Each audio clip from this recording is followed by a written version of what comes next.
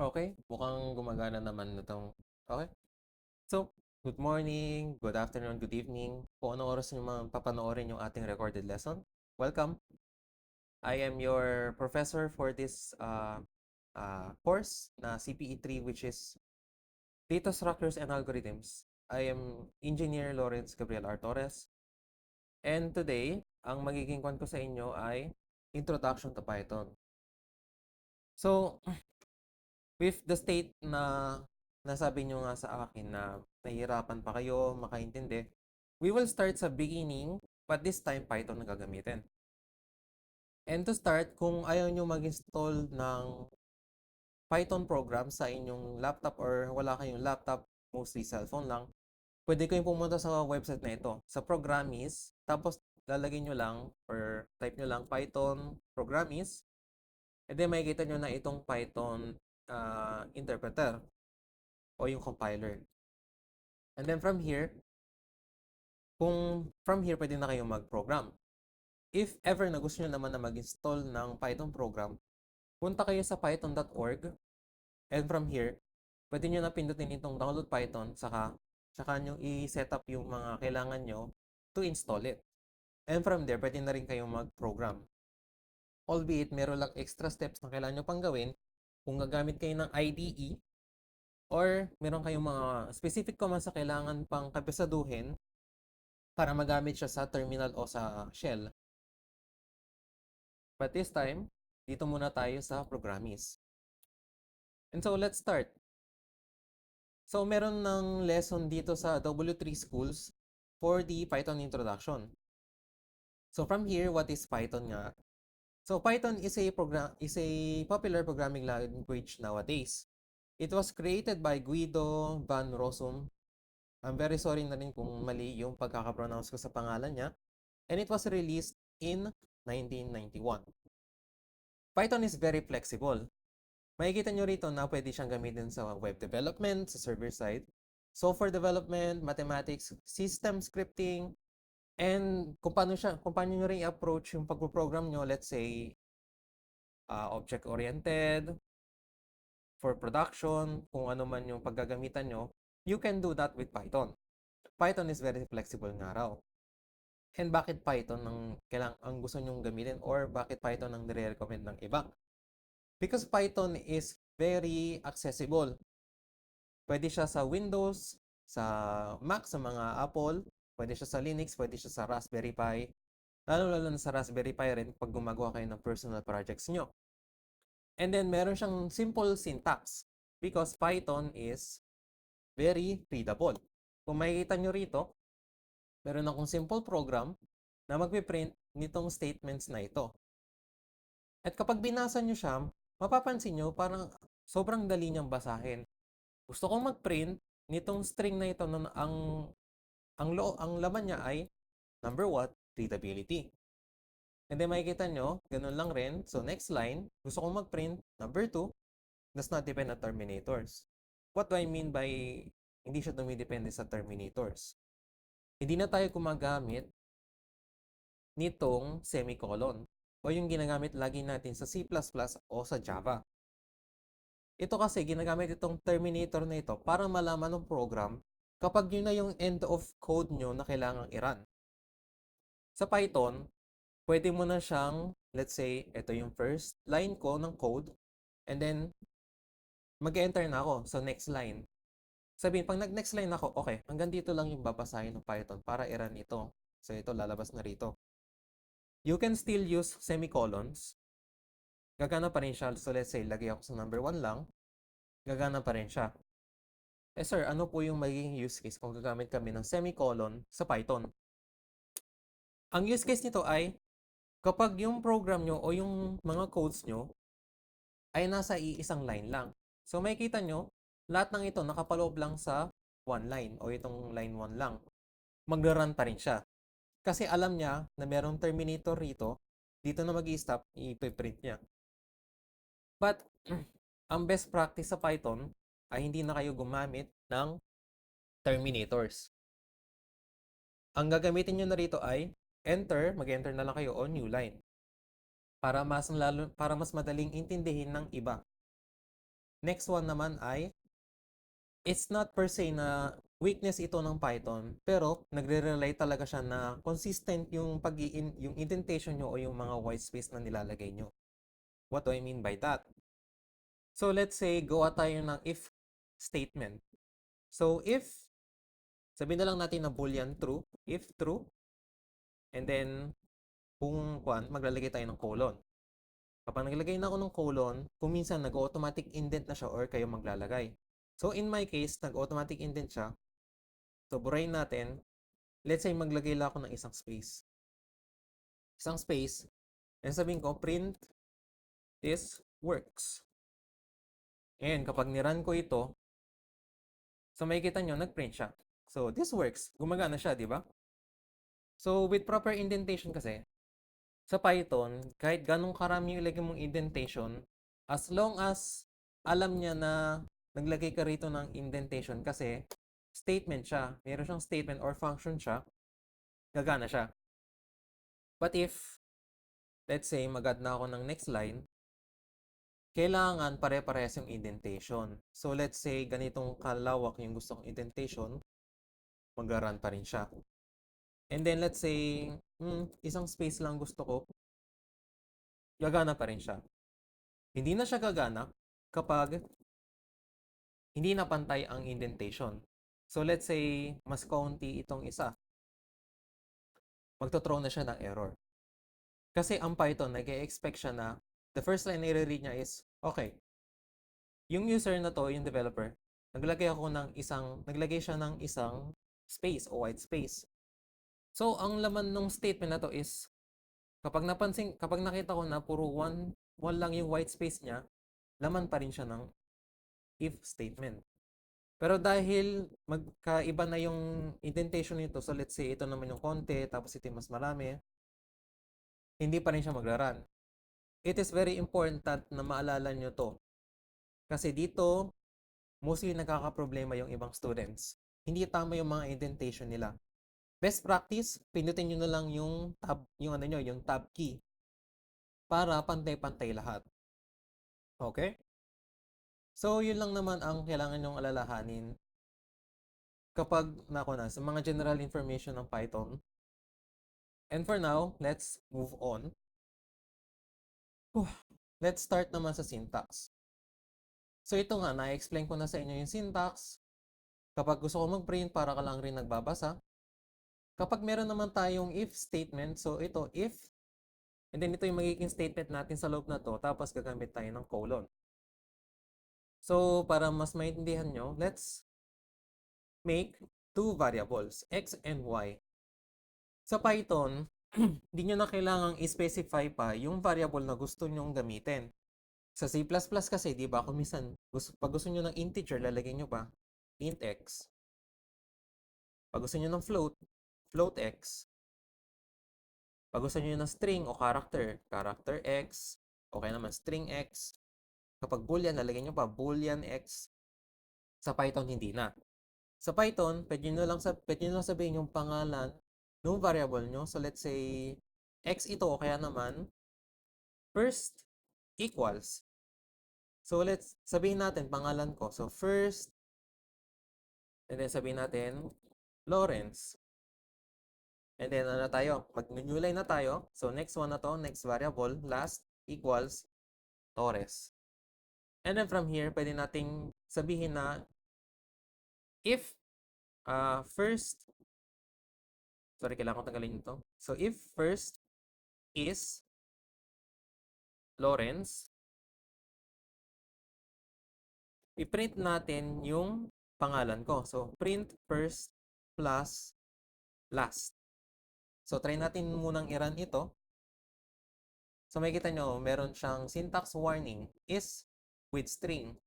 Kasi kapag string siya, bawal mong gamitin itong is. Ang kailangan mong gamitin is yung same way na ginagawa niya sa C++ o sa Java, which is equals equals. Which is yung natin, yung pang-compare. So, run uli natin. So, makikita nyo, na-print na yung pangalan ko, kulang lang sa space. So, pwede nyong ilagay na plus space, then plus ulit. para magkaroon tayo ng space. Or, pwede nyo naman sabihin first, tapos comma, and then last, automatically maglalagay na siya ng space. Depende sa inyo yan kung kailangan nyo ba ng space, kung stricto ba kayong mag-program ng space, nasa sa inyo yan. And now, kung lagay naman natin number. So, let's say this is 32 and this is 4. So, dito pa lang, pwede natin sabihin sa if statement naman, if first is 32, pwede ito. And then sabihin natin, first plus last. Pag nirun natin, makikita nyo, nagkakaroon ulit siya ng syntax warning. Pero this time, nagprint siya, 36. So, ito, kinukuha niya yung resulta ng addition ito. So, first and last, ipiprint niya. So, mostly, yun lang naman ang kailangan nyo tandaan sa syntax ng Python. And kung gusto nyo pa ng mas detailed na view, pwede kayong maghanap pa ng mga problem cases o mga test cases na pwede nyo tingnan kung ano yung mga kailangan nyo. And another thing pala yung pagko-compare naman natin ng values. So let's say gusto natin tingnan kung mas malaki yung value ng 32 nung first saka compared sa last. So lagyan natin if first is greater than last. So ganun pa rin siya, gagana pa rin siya. And let's say naman if first is not last, ganun pa rin, 36. So kung makikita nyo rin, talagang meron lang sinasabi ng syntax warning kapag gumagamit tayo ng is comparator. Ang masasabi ko sa inyo, mas madali na lang gamitin kung mga symbols pa rin yung gagamitin natin, kagaya ng C++ o ng Java. So let's say, pag gagamitan tayo ng is, yan na lang. Kapag is not, yan na lang rin. Maintindihan nyo rin naman. And yung mga next pa rito, makikita nyo, meron pa ditong comment. So let's say, nagko-compare nga tayo rito, di ba? So pwede tayong maglagay ng comment. So let's say, check if first is greater than last. Dito, pwede kayong maglagay ng comments para dun sa next developer, makikita niya na, oh, ito yung ginagawa ng if statement na ito. Chine-check niya kung mas malaki yung laman ng first sa last. Kapag gusto niyo naman ng mas maraming comments na ilalagay, kung mga multiple lines, pwede naman ganito. So, 1 o 2. Pwede kayong maglagay ng ganito lang. Or, pwede naman tatlong semicolon. So, kung makikita nyo, nai-apply rin yung semicolon na yan para siyang comments rin. Kapag niran mo yan, hindi yan makikita ng Python, i-ignore lang niya. Ito yung tinatawag na multi-line comment. Hindi siya masyadong ginagamit, or kung masyado kayong nalilito na comment pala ito kasi tatlong double quotations ang ginagamit, pwede naman multiple cases na lang ng comments ang gagamitin nyo. So kung multiple na lang kayo ng comments, pwede naman ito. Pero sir, kung gusto naman namin na yung variable namin, gusto pa namin i-declare na yung laman talaga nito, kung 3 lang, pero ang ini-specify ko pala ay string ito o character, pwede naman. Ito yung tinatawag na casting. By casting, ibig sabihin nun, i-specify mo rin yung type of variable dun sa kanya. So let's say gusto ko ito string. So lalagay ko lang str or for string. Tapos kung ano yung laman na ito. So kapag nilagay ko na 3, ito ay integer, i-convert niya yung integer na to into string. So kapag pinrint ko kung ano man yung variable type nung first, pwede natin ilagay type, for checking lang ito. So type ng first. So makikita nyo siya ay string. Kapag ginawa ko naman siyang integer, makikita nyo integer siya. Kapag naman float, automatically float ang makikita. And so, try natin i-print yung laman ngayon nito. Since 3 ito, tapos gagawin mo siyang float, automatically, yung ating program ay magiging float ito at magkakaroon agad siya ng 0.0. Kahit sa C++, kapag nag-convert ka ng integer into float o kaya naman double, ilalabas niya yung 0.0. Kahit wala siyang value or ano lang siya, puro zero lang, maglalabas pa rin siya. And so, yun yung mga kwan. And then, meron naman tayo dito mga outputs pa. Pwede kayong mag-kwan. And most of the cases na gusto nyo pang malaman talaga, nandito siya lahat. Nandito rin yung mga ibang data types. So, ito ang mga gamit talaga natin. Yung string, yung integer, yung float. Complex, hindi yun natin masyadong nagagamit yan. Yung list ay parang array sa atin. Pero mas maraming functions na pwedeng gamitin sa Python using list compared sa array ng C++ at Java. Tuple naman, ibang use case ito ng array. Iba rin ang mga functions, iba rin kung paano siya nag-i-store ng data. Pero pwede nyo siyang isipin rin na parang array. So, paano ba siya tinatype? So, let's say meron ako ritong listahan na orders. So, para magkaroon tayo ng list, gagamit tayo ng square brackets. So, may square brackets ito, pwede akong maglagay ng mga items. So, let's say, banana, kaya naman orange. And next naman ay apple. And then, try nating i-print. So, print lang natin yung orders. Print natin yung orders. Makikita nyo, ilalabas niya yung buong list na ito. So, banana, orange, and apple. Same case, kapag gusto niyo gumamit ng tuple, ang gagamitin nyo ay parenthesis. So, yan, parenthesis for tuple. And then, pwede kayong mag-run. So, makikita nyo, nakalagay naman rito kung kung anong type siya. Kapag parenthesis, tuple. Kapag square bracket, list. Tandaan nyo yan. And meron ditong next case ay range. So what is range? Kapag sinabi nating range, well, in most cases, ginagamit yung range for loop or yung maglo-loop tayo. So let's say gusto nating mag-print ng 5 hello. So sabihin natin for I, yun yung pangiging yung mag-counting, pag-count in range. So range ng 5, sabihin natin. So kung mag-print ng hello 5 times. So run ko lang. So makikita nyo, 5 beses siya nag-run. Pero sir, what if gusto kong i-print yung counting nitong I? You can do that. Print mo lang yung I. Pagka-print mo, makikita mo, oh, nag-i-start siya sa 0. At ang counting niya 5 rin. So from 0 to 4 ito. Pero sir, what if gusto kong mag-start sa 1?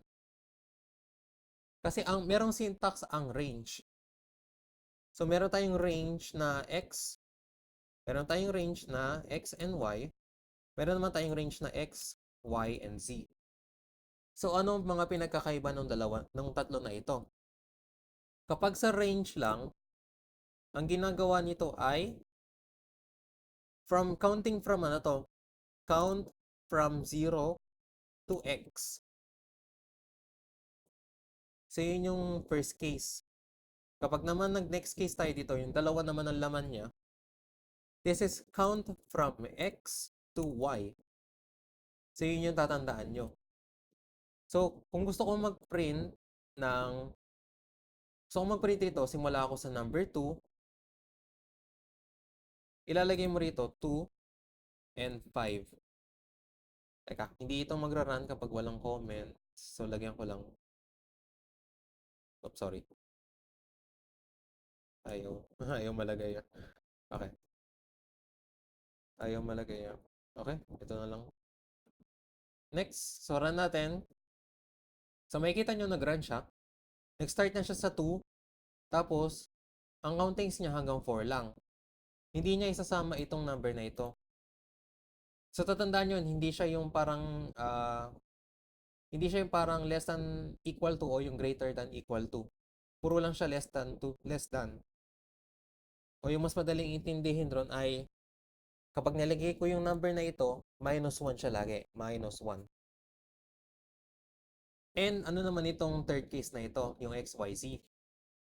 Para dito naman, this is counting from X to Y. Tapos ang ano niya, ang jump ng count niya, jump count is Z. Ano ibig sabihin nun? Lakayan natin yung number. Let's say 40. Start tayo sa 1. Nag-start tayo sa 1, gusto kong i-count lahat ng odd numbers rito. So, i-skip ko lahat nung in between yung even. And to do that, kailangan mag-count ako by 2. So, I will put 2 rito. Makikita nyo, kapag nirun ko ngayon ito, ika-count lang niya from 1 tapos plus 2. So, 3 plus 2, 5. So, makikita nyo, mag-count siya rito. So, ito yung syntax o ito yung use case ng range. Pwede mo naman siyang ilagay sa variable, pero mostly kapag gagamit ka ng range, sa for loop siya mas madalas ginagamit. So makikita nyo rin rito, merong use case rito, yung ating range. So ito yung range. Yun yung mga kinuha natin kanina. And then yung dictionary, saka na natin pag-usapan. I think wala pa siya sa syllabus natin. Kasama siya sa data structures talaga natin, kaya hindi ko muna siya i-explain. Pati yung set, frozen set, yung boolean, alam nyo na yun, yung true or false. Just remember na yung syntax ng ating boolean ay yung capital true, capital false. Kasi, hindi ito considered syntax ng Python kapag puro lowercase. Kailangan naka-capital case siya para ma-recognize. Meron naman tayong binary types at meron tayong non-type. For now, i-ignore muna natin ito. And then, meron tayo ritong Python numbers rin. So, ito naman yung mas detailed form ng mga gusto nyo pang malaman. Identity casting, strings. For strings, sabihin na natin name. Pwede tayong gumamit ng double quotation to mention yung pangalan ko. Same case, pwede rin naman single quotation na lang. Considered pa rin siya na string. Kasi kung alam nyo sa may C++ at saka sa Java, ginagamit lang natin yung single quotation for characters at double quotation for strings. Sa Python, kahit ano gamitin nyo, mare-recognize naman niya na string ito. So makikita nyo rito, ganun rin. Pag gusto nyo i-print, pwede nyo i-print. And meron rin siyang use case na pwede kayong mag-multiline. Kagaya nung sa multiline comment, kapag naglagay ako ng double quotation, and let's say, sabihin ko, hello, this is a paragraph. And then gusto kong i-print yung variable na ito, name. Makikita nyo rito masusunod lahat ng yun. So, starting from here, magkakaroon siya ng new line. And then ito, hello, this is a paragraph. Kapag ayaw nyo may space, kailangan magsisimula talaga kayo rito sa umpisa. So, makikita nyo, ayan. And for other cases, pwede rin yung single quotation. Tandaan nyo lang rin na hindi masyadong ginagamit yun, pero kung gusto nyo gamitin, okay lang. And the same with C++ and Java. Considered na array ang mga strings, kahit ang multiline.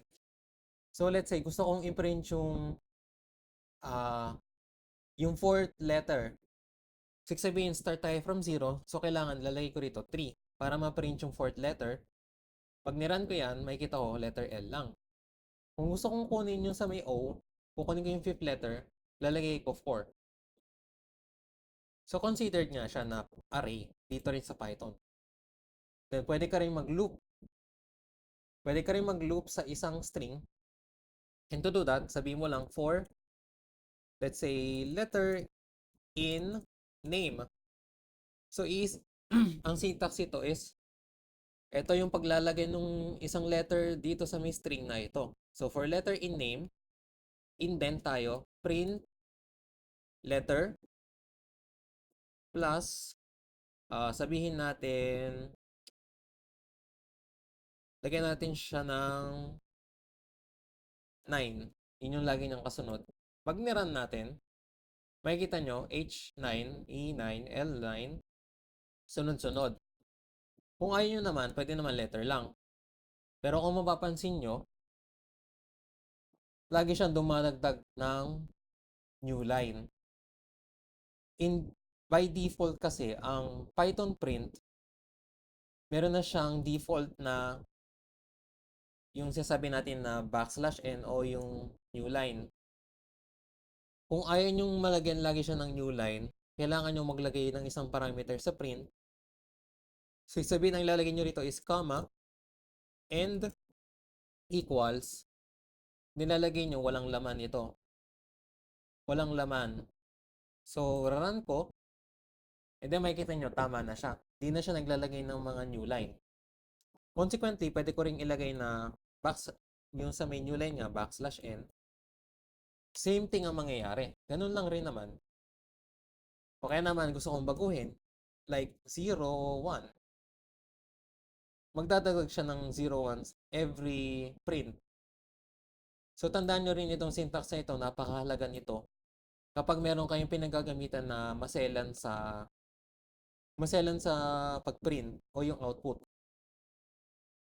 So, mostly, ganun lang rin naman. And another useful case ng string sa Python is yung paghahanap ng word within a string variable. So, let's say, meron tayong, this is a paragraph. So, magkon tayo ng if statement. If, i-check natin kung merong paragraph. If paragraph in name, mag-print tayo ng true lang. Para makita natin kung meron talaga siyang laman na paragraph. And then, you can see here na nag-print nga siya ng true. Kapag naman gusto nating tingnan kung wala siyang laman ron, lalagyan natin not in. So, lagay tayo ng else, print false. Okay. Sorry.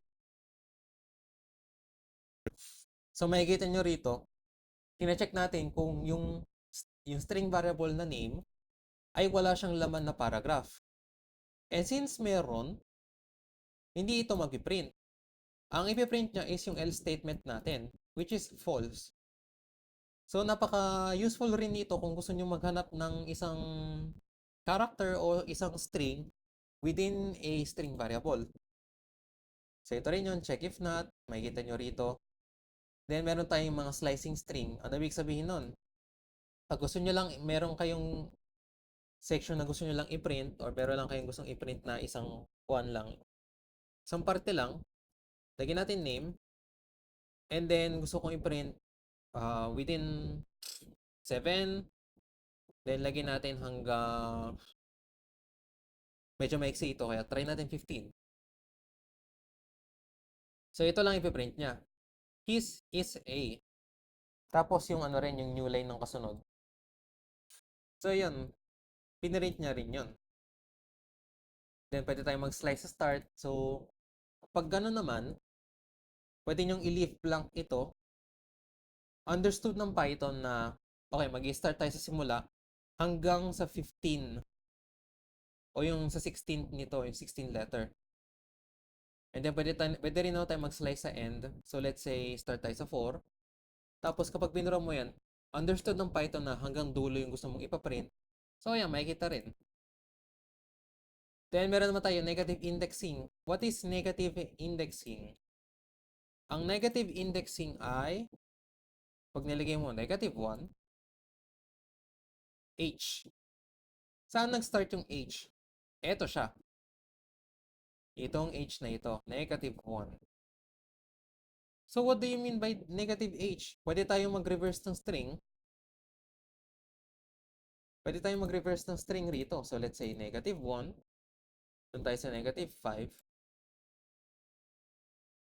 Ayaw rin niya, sorry. Mali yata ang pagkakaintindi ko. Start pala tayo sa negative 5 rito, tapos negative 1. So ayan, makikita nyo, nag-start tayo sa may dulo, from here, tapos mag-print tayo hanggang dito. So pwede yon. Pwede kayong mag-negative indexing kung alam nyo yung, or kung kailangan nyo sa program nyo. Meron rito, modifying string, concatenate. So kapag naman gusto natin i-modify, let's say, lahat dapat naka-capital. Pwede natin lagay upper, name. So run natin. Super. Actually, mali ba ako? Okay. Sorry, ito pala yung syntax ng Python, hindi, sorry, ng C++ o Java ata. Pag gusto mo palang mag-upper, kailangan name, yung pangalan ng variable na gusto nating i-capital, dot upper. Tapos huwag kakalimutan yung parentheses. Run lang natin, makikita natin, hello, this is a paragraph. Lahat ng yan ay naka-uppercase na. Pag gusto natin ng lower, lagyan natin lower. So lahat ng mga capital ko rito, magiging lowercase na rin. Very useful siya. Tapos meron din tayo tatawag na tatanggalin yung white space. In this case kasi, ang white space natin ay wala tayong white space. So, for now, try natin ito. Ayan. Then, strip natin. Strip. Hello, this is a paragraph. Hello world, a.strip returns hello world. Isipin pala nun, kapag merong space rito sa dulo, pag nilagay natin yung strip, tatanggalin na niya ito. Di kasi masyadong nakikita rito dahil actually, makikita yata kapag So, tanggalin natin to. Run uli natin. So, parang walang nagbago. Pero kapag kinapin mo, ayun, kita yung white space rito. So, useful siya kapag meron kayong redundant data na merong white space dun sa dulo at kailangan nyo tanggalin o kailangan nyo lang paiksiin. Pero naman, replace string. So, replace string usually means, sabihin nun, meron lang kayong papalitan rito. So, let's say yung hello. So, kung gawing bye, gagawin niya. Yung hello na yun ay gagawin niyang bye. Kapag gusto ko lang palitan yung letter I ng, let's say, des. So makikita nyo, lahat ng letter I rito, naging des na. Very useful. Ano na siya, hindi nyo na kailangan pang maggawa ng sarili nyong functions, built-in na siya sa Python. There are a lot of functions na built-in na sa Python, which hindi ko na siya masyadong mako-cover rito dahil sobrang rami. Meron pang booleans, meron pang operators, yung mga list, tuples. In this case, aralin nyo na rin siya sa sarili nyo. Kasi ito ay napag-aralan nyo rin naman na nung CPE 1. I hope kay Ma'am Hilda nyo napag-aralan ito.